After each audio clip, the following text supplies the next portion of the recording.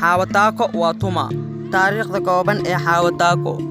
walaal subscribe inoo saar waxay naga caawinaysaa inaan fiidiyo wanaagsan soo bandhigno mahadsanid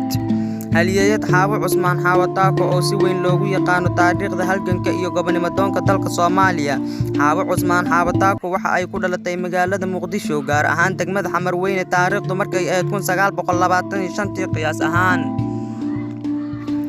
Xaawataako waxa ay ahayd shakhsiyad aad u adag geesiyadna waxa ayna aad u nacbaneed gumeystayaasha dalka qabsaday xilligaas Xaawataako oo ahayd qof naafo ah oo lug ku dhuntin jirtay kama aysan reebin lugintiskeedii rabaaniga in ay ka qayb qaadato halgankiina xuriyad doonka oo waxay had iyo jeer ka qayb gali jirtay banaanbaxyada dhagax tuurka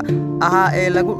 dalbanayay in gumeysigu ka baxo wadanka sanadkii 1948 Xaawo Cusmaan Xaawataako waxa ay ka qayb gashay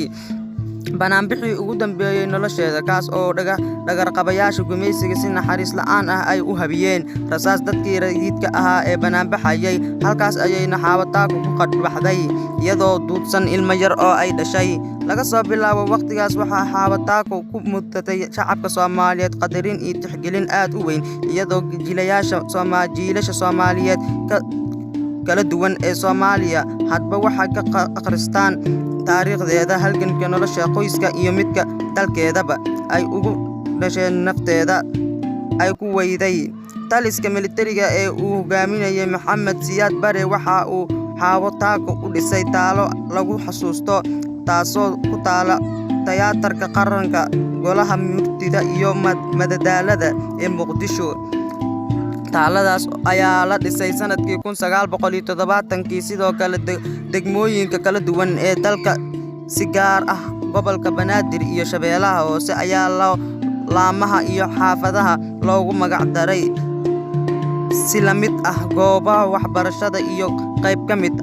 lacag shilinka Soomaaliga taasoo ku tusinaysa in